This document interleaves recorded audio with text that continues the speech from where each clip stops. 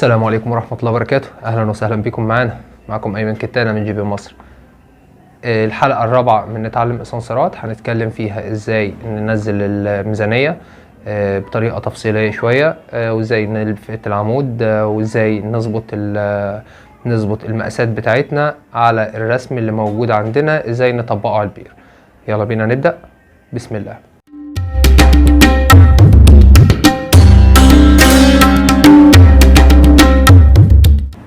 بعد ما استلمت الرسم الهندسي من المهندس الرسم المسؤول في الشركة او من المكتب الهندسي، هبتدي ان انا اصفي البير بتاعي، اخد السنتر انزل الخيطان بتاعتي. الخيطان بتكون في عندنا كذا نوع من الخيطان على حسب الفني اللي شغال. في بيشتغلوا بواير صلب، بيبقى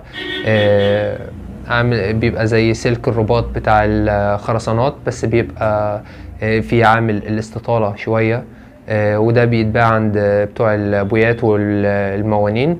وفي ناس بتشتغل بالغزل بتاع الصيد، بيكون السمكة بتاعته تقريبا ملي، وده بيكون افضل، او دي قاعدة كبيرة قوي بتشتغل بيه. وفي اللي بيشتغل بميزانيات ليزر، وديت بتكون فئة اعلى من الفئة اللي احنا بنتكلم فيها، او المعدات بتاعتها بتكون تمنها غالي شوية، فما بيشتغلش بيها غير الشركات الكبيرة قوي. هناخد الاول المميزات والعيوب ما بين الخيط اللي احنا بنصطاد بيه السمك، او خيط السنارة واللي هو النايلون، وفرق ما بين الخيط او الصلب. الصلب بيتقطع، يعني اي شدة كبيرة شوية او اي حاجة هتلمس العمود وهي هتكون في النص ما بينها هتسبب القطع ليها، لان هي بتكون مشدودة بطريقة جامدة قوي. يعني لو انت خبطت الخيط دوت بحرف مفتاح، من كتر الشد بتاعه هو هيتقطع، وده صعب قوي ان هو يتوصل تاني، او ان هو ما ينفعش ان انا اوصله تاني ببعضه. لازم ان انا افك من فوق ومن تحت، وابتدي ان انا اغير الفردة كلها لو اتقطعت مني في حالة وانا لسه شغال. انما الغزل ممكن ان يتعمل فيه عقدة، وقوة الشد بتاعتها فما بتخليش العقدة تأثر لي في المساقط بتاعتي. يعني العقدة اللي بتتربط فيها لما بيكون مشدود ما بتأثرليش فيها، وفي نفس الوقت هو ما بيتقطعش بالسهولة بتاعت الصلب. فهنشتغل بالصلب او بالغزل، الاتنين بالنسبة لنا سيان. الغزل بينزل، او الميزانية نفسها الخيطان بتنزل على بعد سنتي من بليج العمود، او سنتي من الدي بي جي. بيكون اقل من الدي بي جي بسنتي من الناحية اليمين، واقل من الدي بي جي بسنتي من الناحية الشمال. الفايدة الوحيدة اللي بستفادها من السنتي ان انا ما بنزلهاش على الوش بتاع البليج بالظبط، ان هو لو خابط في البليج واخده جوه البير نص سنتي او سنتي انا مش هحس بيها. انما هو لما بيكون مفارق، فالفرق ده معايا بيبقى هو الخيط نفسه بيبقى محرر معايا من البير من تحت لغاية فوق خالص، بيبقى محرر معايا، فلو اي حاجة لمساه هتبان معايا. بطلع العمود بتاعي، بظبطه البعد بتاعه ما بينه وما بين الخيط سنتي. طيب، في عندي مشكلة صغيرة ممكن تقابلني، ان انا بطلع بالعمود قصاد الميزانية، او بليج العمود قصاد الميزانية بالظبط، بس العمود في زاوية، فالزاوية دي لو راحت مني يمين او شمال، ده حاجة في قلب الظبط اسمها لفت. اللفت دوت المفروض ان البليج بتاع العمود او وش العمود من هنا هيبقى قصاد وش العمود من هنا، الاتنين سنتر واحد. ما ينفعش واحد فيهم يبقى لافف يمين او لافف شمال.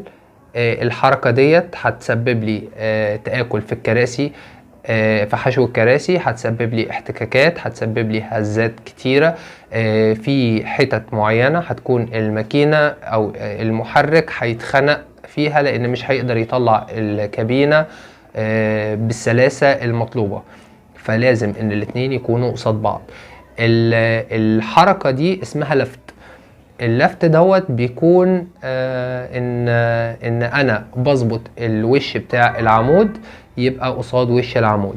ما ننساش ان العمود نفسه هو هو البليج قاعدة 90 درجة، يعني البليج كده، الظهر بتاع البليج قاعدة 90 درجة، مفيش عندي عمود لا مايل كده ولا كده. فبناء على كده ظهر العمود معايا لو بيكون عدل، فده ميكانيزم بشتغل بيه بعد كده في حاجة اسمها لفت العمود. بطلع وصلة العمود يمين وبربطها على بعد 1 سنتي من الخيط، وبحط الجنب الشمال نفس الموضوع، ان انا برضو بركبه وبحطه على بعد 1 سنتي من الخيط. نص البليج بيكون في الخيط بالظبط، في نص، يعني الخيط بيكون في نص البليج بالظبط، او في نص شفة العمود بالظبط. وبعد كده يا اما بجيب جهاز لفت، وده فيه منه اكتر من نوع. في منه بيعتمد على خيط، يعني في زي كلاب او زي ماسك بيمسك البليج من هنا وبيمسك البليج من الناحية التانية، وبيبقى فيهم حتة طويلة وبيبقى مربوط ما بينهم خيط. الخيط دوت طول ما هو في النص العلامة اللي موجودة، فمعنى كده ان العمود مظبوط معاك. البليج لو مايل شوية العلامة مش هتيجي في نص الدراع بتاع جهاز اللفت. في منه ليزر بيبقى مغناطيس بيركب على جنب العمود. المفروض ان النقطة بتاعت المغناطيس، نقطة الليزر بتاعه بتضرب في الصدادة اللي قدام بالظبط. ده بيحكم لي فردة يمين، وبعد كده بشيل المغناطيك بركبه الناحية التانية بيحكم لي الفردة الشمال بنفس الطريقة. ان انا برضو بحاول اخلي وش العمود في قصاد وش العمود. في النوعيات او الطريقة البلدي ان انت بتلف فردة خيط بتاع غزل علشان يقدر ان هو يبقى مشدود معاك، او استك يكون رفيع، او حاجة مطاطية بتلفها على العمودين بالظبط وتربطها بحيث ان هي تبقى مشدودة، او تحط زاوية العلام في ظهر العمود. كمالة زاوية العلام بتكون طويلة تقريبا من 25 ل 30 سنتي. زاوية العلام دي المفروض ان هي تكون قصاد الخيط بتاعك بالظبط، ولما تلفها الناحية التانية هتبقى قصاد الخيط بتاعك بالظبط. دي ظبطة العمود دوت. بعد كده بعد ما بظبط العمود ده باخد زاوية العلام بشتغل بيها على العمود التاني بنفس الطريقة. الحكاية بتاعت اللفت ديت لو محتاج ان هي تبقى تفصيليا اكتر هتيجي بعد كده معانا في الحلقات العملي. انا عارف ان الطريقة بتاعتها ممكن مع المبتدئين هو مش فاهمها كويس، بس احنا بنحاول ناخد خلفية عن طرق الضبط. عندي ضبط ADBG اللي هو البعد بتاعي، وعندي اللفت بتاع العمود ده. كده انا قدرت اوصل بعمود 2 3 4 لغاية ما خلصت البير عندي. طيب فين بالظبط بظبط ADBG وفين بالظبط بظبط اللفت؟ ADBG واللفت بيتظبطوا على النقط بتاعه التثبيت، يعني على الكابولي قصاد منه كابولي ببتدي اظبط ADBG من هنا، وابتدي ان انا كمان اظبط اللفت من على الكابولي. الكابولي اللي فوق منه بيبقى نفس القصة، اللي بعد منه نفس القصة، اللي بعد منه نفس القصة. بس في مشكلة بتقابلنا في اوقات كتير، اللي هو ان العمود من اول ما بيدخل عندي العمارة انا ما بعرفش اشونه كويس، بناء على كده ان العمود نفسه بيكون ملفوت او بيكون متني او بيكون مطرح الرص والتقل بتاعه فوق بعضه وهو نايم في الارض بيكون مبحر. المشاكل ديت بتقابلني وبتسبب لي مشكلة وانا بظبط العمود، ان الحته اللي انا حاطط فيها الحطه بتاعتي او الكوابيل في مسافه عندي ما بين الكابولي والكابولي اللي فوق منه، فالمسافه دي يا اما بتبقى مكرشه لبره يا اما مكرشه لجوه يا اما العمود ملفوت سنه. لو انا عندي مشكله في عمود بنفس الطريقه اللي بتكلم عليها دي، يبقى افضل ان انا ما احطش الكوابيل كل 3 متر. افضل ان انا احط الكوابيل كل 1.5 متر او كل 2 متر، يعني كابولي على حطة الخرسانة وكابولي على حطة الخرسانة وفي كابولي ما بينهم في نص الدور. ده هيقلل معايا النسبة ديت وهيخليني ان انا اقدر اعصر العمود علشان يديني العدل بتاعه كويس. المشكله دي ممكن ان انا اتلافاها من الاصل، ان انا يا اما انيم الاقي ارض مسطحه جدا او مستويه، ارض مبلطه، واحط 3 عروق او 4 عروق خشب صغيرين، وارص فوق منهم العمود، وما يبقاش في عمود راكب على عمود بطريقه مش مرتاحه. يعني العمود بيتحط كده ورا منه عمود ورا منه عمود ورا منه عمود، وبعد كده بحط فوق منهم عمود تاني بيبقى لابس على الوش، او بيبقى قاعد البليك بتاعه جوه، بحيث ان هو يبقى عاطيني ارتفاع عمود واحد بس هو الرصه فيها 2 عمود، وبرص فوق منهم نفس القصه كده. دي مش هتخلي ان العمود يبحر مني، لان هيبقى هو واقف على البليك بتاعه. تمام.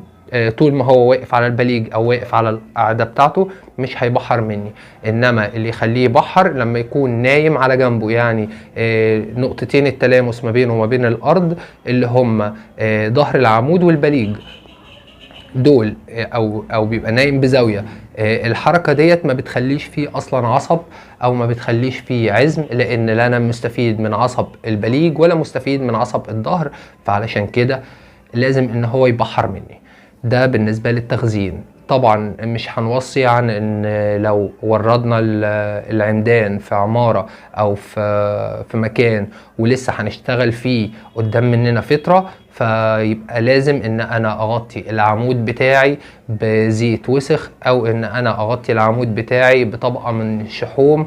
انما ما ينفعش ان انا اكب عليه سولار، عشان بعد ما السولار ينشف هيبقى معريلي السطح بتاع العمود، وهيبتدي ان هو يتآكل. يعني لو انا وردته قدام مني 6 شهور عشان اشتغل، يبقى ما يمنعش خالص ان انا اجيب علبة شحم واغطي بيها الكلام دوت، او ان اوفر وافضل بالنسبة لي ان انا اشوف عند اي حد من محطات غيار الزيت، اجيب زيت حتى لو زيت وسخ، او ارخص انواع الزيوت، واغرق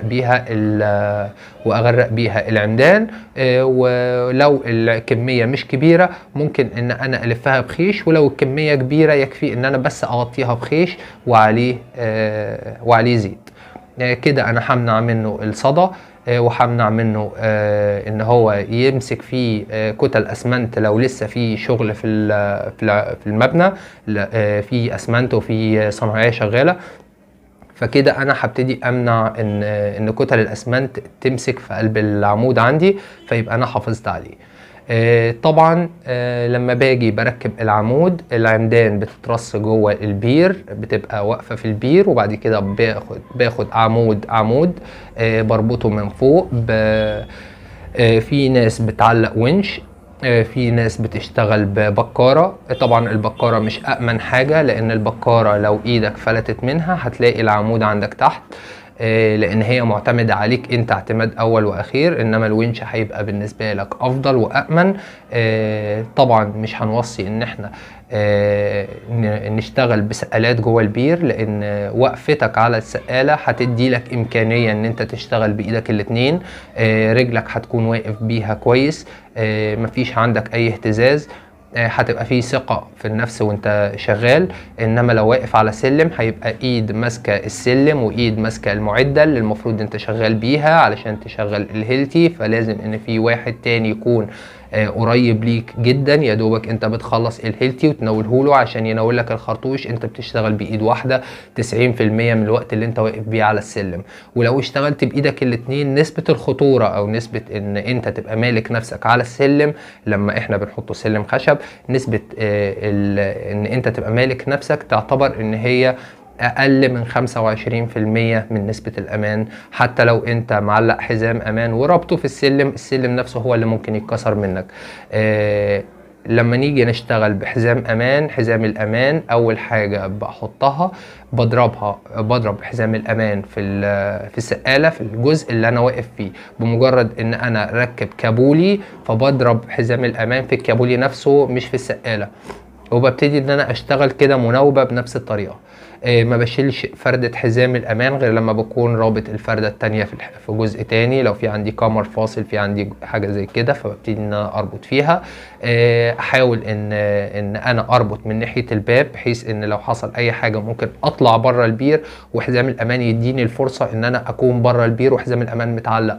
يعني ما حاولش ان انا ابقى ضارب في ظهر البير، وبعد كده المفروض ان انا عشان اطلع بره في حالة ظرف او في حالة مشكلة هيبقى مفيش طلوع بالنسبة لك في البير غير لما تفك حزام الامان، وديت طبعا هيبقى بالنسبة لنا مشكلة شوية.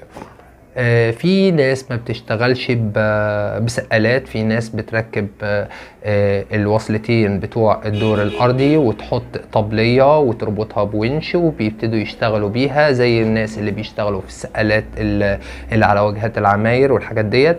ده برضو وضع كويس، وده ممكن افضل لان البير بالنسبة لك كله بيكون مفتوح ومكشوف. مفيش سقالة عندك هتبقى في احتمال ان هي خبطة خيط معاك، او ان في حاجة ممكن تقع منك في الدور الثالث الرابع، تنزل تتحشر ما بين السقالة وما بين العمود فتاخد الخيط معاها، فانت تكمل بقية الشغل بتاعك وانت عندك فيه حاجة غلط في الميزانية او في الوزنة بتاعتك. السقالات المتحركة ما بتتمسكش على العمود زي الطبلية بتاعت الاسانسير، لان انا محتاج بليج العمود علشان الوزن بتاعه، فانا ما ينفعش ان انا امشي السقالة تكون ضربة في قلب العمدان، انما السقالة بتكون اقل من العمود. السقالة ما بيقفش عليها خالص اكتر من فردين، ما ينفعش يقف عليها اكتر من فردين. بتكون ليها عجل ماشي على الحيطان قدام وورا او يمين وشمال، على اساس ان هي تحفظ توازن، ما تبقاش عامل زي السبت جوه. ما ينفعش ان السقاله بتاعتك تبقى او الطبليه اللي انت شغال عليها تبقى رايحه جايه. لازم يكون ليها مصد. المصد دوت يا اما مصد انت بتربطه وبتصد الماسوره يمين وشمال عشان تقدر تشتغل، ولما تيجي تتحرك بتفكهم، وديت ما بتتفضلش. انما في دراعات بتكون بسوسته وفيها عجل في الاخر. العجل دوت لما بتيجي تطلع او تنزل هو بيتحرك معاك، والسوسته بتاعته لما يكون في حاجه ضيقه شويه او واسعه شويه هي بتحاول ان هي توازن نفسها، بس نسبة الارتجاج بتاعتها بتكون قليلة جدا. انا ما اقدرش اقول معدومة، بس اقدر اقول قليلة جدا. وتقدر كمان تشتغل بيها ان انت تمسك بيها هيلتي، تقدر ان انت تلفت بيها عمود، تقدر ان انت تركب بيها حاجة. ايدك الاتنين هتكون موجودة، وعلى الاقل هيوفر لك كمان النوع دوت، هيكون موفر لك حاجة زي الترابيزة قدام منك، او حاجة زي البلاطه قدام منك، بتقدر ان انت تحط فوق منها العدد بتاعتك والمسامير والكوابيل والحاجات ديت. فده بيبقى افضل. التكلفه بتاعتها بتكون مره واحده بس على الشركه ان هي بتشتريها، او ان هي بتخلي فني ميكانيكا يفصل حاجه المسافه بتاعتها بتكون مش كبيره، يعني المسافه بتاعتها ما بتتعداش 80 سنتي، بتكون تقريبا 70 في 80 او 60 في 80 حاجه كده.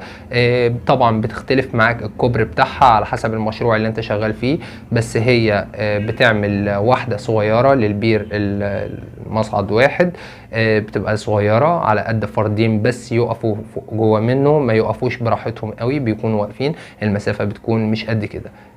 فمفيش مكان لحد تاني يكون معاهم، وما بتتعملش كبيره علشان ما تطمعكش ان انت تحط فيها كل الحدايد بتاعتك، الكوابيل والخراطيش والسبورتينات والحاجات ديت، فبيخلي وزنها كمان على الونش نفسه تقيل. ولو هي مسافتها اكبر من كده بتخليك ان احنا ممكن نطلع فيها 3 و4 افراد، كل واحد ماسك حاجه في حته، بيكون وزنها تقيل جدا. وديت بتكون متعلقه على حبل 6 مللي.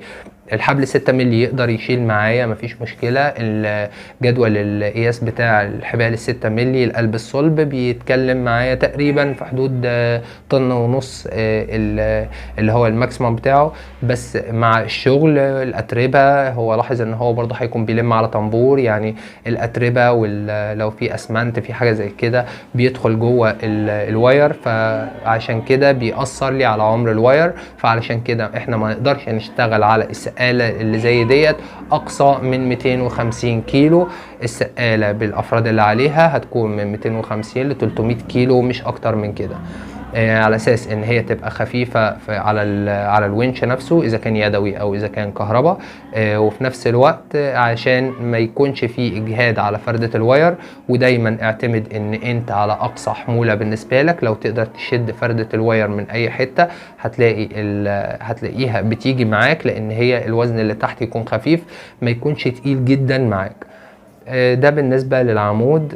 بالنسبه للمساقط بتاعتي بعد ما بخلص العمود، اذا كان عمود كابينة، اذا كان عمود تقل، لو عمود التقل في الجنب جنب البير، بيتعمل بركب عمود على الكوابيل على الحيطة. العمود التاني ما بيركبش على كوابيل، بيركب على حاجة اسمها كمر فاصل. الكمر دوت بيكون حاضن التقل جواه، حاضن شاسيه التقل او حاضن عمدان التقل جوه منه، بيكون هو ماسك العمود بتاع الكابينة. اختياري للكمر دوت بيكون لو انا اشتغلت بكمر صلب، بيكون المسافة بتاعته كبيرة، لان انا بتكلم تقريبا في كاميرا 10، انما مش بتكلم في كاميرا 8. المسافة اللي بياخدها كبيرة. لو انا اتكلمت في كامر بيجي جاهز، بيكون حديد 4 ملي او 5 ملي، بيكون متني زي الكوابيل، بيكون حاجة جاهزة بتنزل مع الباكج. دي بتبقى فيها تنيات، العصب بتاعها بيكون قوي جدا، وفي نفس الوقت الحجم بتاعها بيكون رفيع. الكلام دوت على حسب انا شغال في ايه. طبعا الكمر دوت ما ينفعش ان انا افتحه بلمبة او ان انا افتحه بمشقبية بصاروخ علشان اركب فوق منه الكابولي. الكمر دوت لازم ان هو يتخرم بشنيور، الاخرام بتاعتك تبقى قصاد المجاري اللي انا اقدر اتحرك فيها بالكابولي، علشان تديني سن ان انا ارجع ورا، اطلع قدام، اخد يمين، اخد شمال، اقدر اظبط العمود بتاعي بالطريقة الصح. طبعا في ناس بتحط بلاكة علشان توفر على نفسها حكاية ان انا اخرم كمر، بيحطوا بلاكة ويلحموها، والبلاكة اصلا مخرومة فبيركب فوق منها وبعد كده بيربط في البلاكة. ده بيديني مسافة بتكون اكبر، او مسافة ما بين العمود اللي على الكمر الفاصل والكمر الفاصل، بيكون المسافة الميتة اللي انا مقدرش ادخل جوه منها بتكون 5 سنتي رايحة مني من البير. طبعا ديت مش في مصلحتي، انما بالنسبة للفنيين ياما هي دي بتوفر عليهم وقت، لان مكنة اللحام بتبقى موجودة معاه، فبنطتين بيكون مثبت البلاكة، ما بياخدش وقت في تخريم، وما بياخدش وقت في تعليم، وما بياخدش وقت في حاجة زي كده. هو بيربط الاتنين في بعض، الكابولي والنطرة، ويحطهم على العمود وبيقربها، بيوصل تقريبا العمود على الخيط، وبعد كده بيبتدي ان هو يظبط التاتشات الاخيره بتاعته بعد ما بيكون لحم. ده طبعا حل مش صح، ده حل غلط. الحل الصح ان هو بيتخرم في الكابول في الكمر نفسه، علشان يبقى كل الشغل عندك بمسمار، تقدر ان انت تتحكم فيها يمين وشمال. اقدر ان انا اخلي العمود افتح الدي بي جي بتاعي على اكبر مسافة. لو انا ما احتاجتهاش من ناحية العمود، هحتاجها اكيد من ناحية التقل، لان برضو وضع التقل لازم يكون في مسافة ما بينه، ما بين المجرى بتاعت التقل ما بين الخرسانة وما بين الكمر الفاصل، لازم يكون في مسافة. طبعا كده احنا هنخلص دور دور بنفس الطريقة.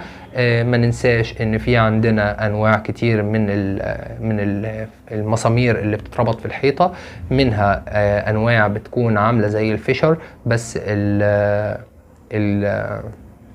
الفيشر نفسه او الجزء اللي بيتساب جوه الخرسانه بيكون معدن، بيتكون من ماسوره بتبقى مقطوعه، وفي اخرها تيله. كل ما بتربط المسمار كل ما التيله ديت بتفتح جوه. في منه حاجه للخرسانات، ده الصوره بتاعتها دي، وفي منه حاجة بتنفع للبومشي او بتنفع للحيطة او بتنفع للطوب، وده الصورة بتاعته الخرطوش دوت. في من الحاجات ديت برضو بيكون مسمار هو اللي بدقه وهو اللي بربط بيه، ده بيكون اكبر استعمال بالنسبة. ده احنا بنستعمله استعمالات كتيرة قوي، لان هو ما بيحتاجش بنطة تخينة. لان هو ما بيحتاجش بنطة تخينة. النوع الاولاني ده بيحتاج بنطة لو المسمار نفسه بيبقى 12 ملي او بيربط بمفتاح 17. ده انا بخرمه بخرم 16. ده بيخرمه تقريبا بخرم 16. انما المسمار ده بخرم بخرم 12 وهو نفسه بيكون المسمار نفسه 12.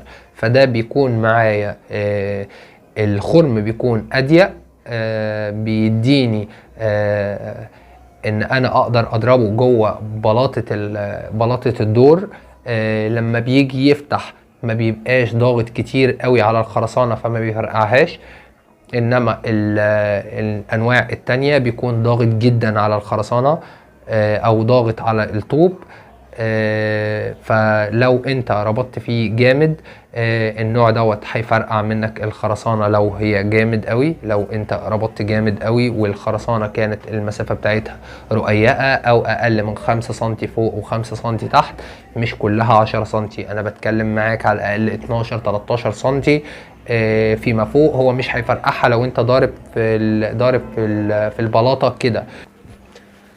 بعد ما اتكلمنا عن نوع الخرطوش هنتكلم على انواع الوردة اللي هنستعملها. المفروض ان الوردة اللي بنستعملها علشان تربط المسمارين ببعض تكون وردة محملة ما تقلش عن 2 ملي، 3 ملي هتبقى افضل بس ما تقلش عن 2 ملي. الوردة بيكون ليها سطحين، سطح املس والسطح التاني اللي بيبقى فيه خشونة. السطح اللي فيه خشونة دايما بيكون من ناحية الحاجة اللي هتتربط، السطح الاملس بيكون من ناحية الصامولة او من ناحية راس المسمار او من ناحية الوردة الجروفر. طبعا استعمالاتنا لوردة الجروفر في كل المسامير اللي موجودة عندنا، لان احنا بيبقى في عندي اهتزاز بيبقى موجود في حالة ان مفيش عندي زيوت او حاجة زي كده، بيكون في موجود عندي اهتزاز. طبعا ما هنرجع نقوله ان ده جزء او آلة متحركة، وردة الجروفر هتضمن لك ان الصامولة مش هتحل. طبعا وردة الجروفر مش هتحتاج ان انت تحط صامولتين فوق بعض وتكنترهم. الوردة تكون صلب ما تكونش حديد، يعني لو حاولت ان انت تفتحها هتتقطم منك، او لو حاولت ان انت تبردها مش هتتبرد منك بسهولة. فعشان كده تكون صلب. في من الورد الجروفر او الوردة المفتوحة في منها انواع، في وردة بتبقى مشرشرة، دي برضو كويسة مش وحشة، بس دي صاج ودي بنعتمد عليها في الباب الاوتوماتيك، بنعتمد عليها ممكن في الكابينة، الصاج بتاع الكابينة، لان الوردة الجروفر بتبقى رفيعة بتبقى محملة، لو ربطت بيها ممكن ان هي تفرهد لك لو انت ربطت بيها على الصاج على طول. فبنشتغل بالوردة المشرشرة. انما الوردة المفتوحة اللي هي بتبقى عاملة زي حلقة ايدك لما بتقفلها بتكون الاتجاه ده في اتجاه الفك بتاع الورد، في اتجاه فك الصامولة. فالصامولة نفسها طالما ان هي اتربطت هتكون ضغطة على الشفة اللي هنا، دي هتبقى عاملة زي سن المنشار او سن المبرد، مش هتخلي الوردة الصامولة تفك تحت اي ظرف من الظروف الا لما تكون الجودة بتاعتها رديئة جدا او ان هي تكون حديد. فلما تيجي تربطها هتلاقيها تقوم مفتوحة منك، وممكن تسيب الصامولة كمان لو انت ربطت جامد هتلاقيها تسيب الصامولة وتقع. فطبعا هتبان معاك مع سنة خبرة. هنتكلم على البير كده. انا طلعت بيه لغاية اخر دور. في عندي بداية العمود من تحت وعندي نهاية العمود من فوق. بداية العمود من تحت قبل ما ببتدي اركب الخرسانة اركب العمود عندي المفروض ان الارض بتاعت البير تكون مستوية. انا كده او كده هعمل صبة خرسانة بعد ما بخلص بحط عليها السوست او بحط عليها البفرات او بحط عليها البيستم اللي هيبلي الكابينة لما تيجي تنزل عن الدور او التقل. طب ما انا لو عدلت الحركة ديت وخليتها في البداية خالص ان انا استلم البير بتاعي احط فيه طبقة خرسانة تكون كويسة، السمك بتاعها يكون معدي 10 سنتي علشان اقدر اضرب فيها الخراطيش، هتكون بالنسبة لي افضل. وبعد كده هحط تحت العمود كعب كاوتش او كعب تeflon يرفع لي العمود، او ممكن كعب خشب يرفع لي العمود من الخرسانة سنة صغيرة، على اساس ان بعد ما بخلص الضغط ده كله هيكون نزل لي الوصلة اللي تحت خالص، هتكون نزلت ملي او 2 ملي، انما مش هتكون اتقوست مني الوصلة اللي تحت. يبقى انا كده خلاص. وفي نفس الوقت قدرت ان انا اركب العمود من تحت يكون حر، علشان لو في حالة امتداد المعدن نفسه حصل فيه تمدد، يبقى في عندي مسافة سنتي 2 سنتي يقدر ان هو يمشي فيهم، وفي نفس الوقت السنتي 2 سنتي دول مش هيخلوا الكرسي ابدا يطلع مني من تحت لو الكابينة قعدت عندي على الارض. يبقى انا استلمت البير عندي، خلصته من تحت لغاية ما خلصت العمود عندي نظيف جدا كويس. اخر دور عندي اللي هو الزحلقة، المفروض ان انا بوصل العمود معايا لغاية اخر دور، وبعد كده بوصله لغاية حطة الخرسانة اللي فوق اللي هي سقف الأوضة، سقف الغرفة. لو انا بشتغل جيرلس، بشتغل شغل الروملس، مفيش عندي غرفة، فببتدي ان انا وصلة عمود بتوصل معايا لغاية فوق خالص، اللي هي اللي ما بيبقاش عليها اي حمل او ما بيبقاش عليها متثبت المكنة.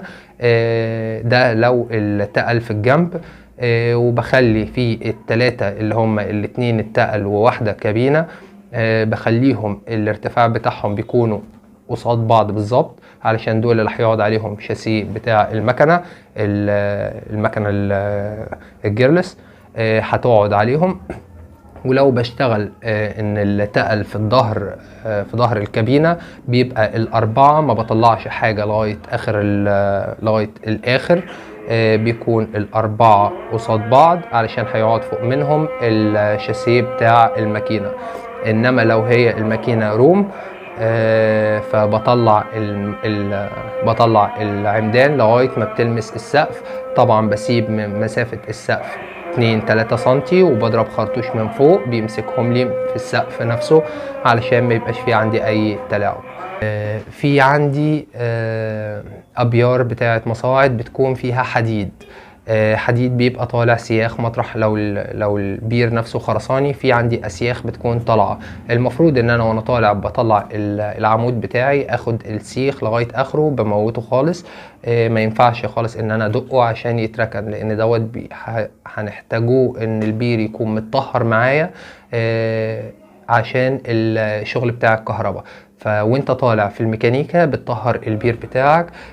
تطهير البير دوت بيفيدك انت ان عندك البير عندك بيكون نظيف، وبيفيد الكهرباء، الشغل الكهرباء بعد منك، لان في عندك كابلات بتنزل، في عندك حبل رفيع بينزل زي الباراشوت، في عندك كابينة بتركب، فممكن ان سيخ من دول بيبقى بيحك لك في كابينة او بيحك لك في سلك او ياخد لك الكابل المرن وهو بيتحرك.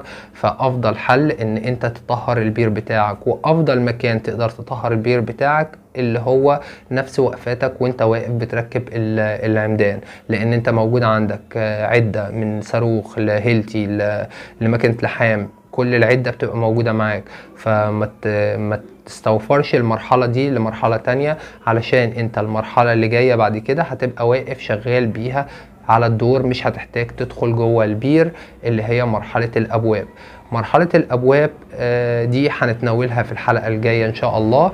الحلقة اللي جاية هيكون فيها الابواب، هنتكلم على الدور اللي هيبقى مقفول هنعمل فيه ايه، والدور اللي هو اللي راكب عليه الباب هيتثبت ازاي، وافضل تثبيت للباب ازاي. فانتظروا الحلقة الجاية ان شاء الله باذن الله. وكان معاكم ايمن كتانة من جي بي مصر، والسلام عليكم ورحمة الله وبركاته.